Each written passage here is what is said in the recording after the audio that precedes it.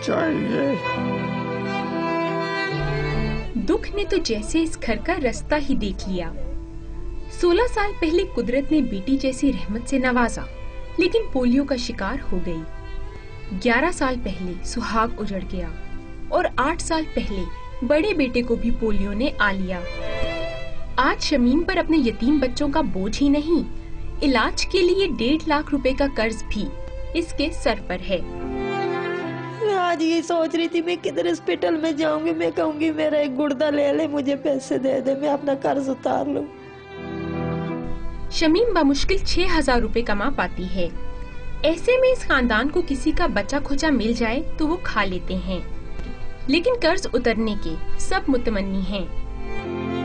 कर्ज उतर जाए और अम्मी के लिए आसानी हो जाए, बस यही चाहती हूँ।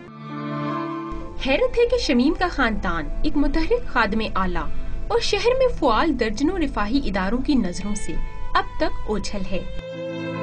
पोलियो से मुतासरा अपने 2 माजूर बच्चों का बोझ तन्हा उठाए फिर रही शमीम अब हिम्मत हार गई हैं और इस दुखियारी माँ की मायूस आंखें हुकूमत और फलाही इदारों से इमदाद की मुंतजिर हैं।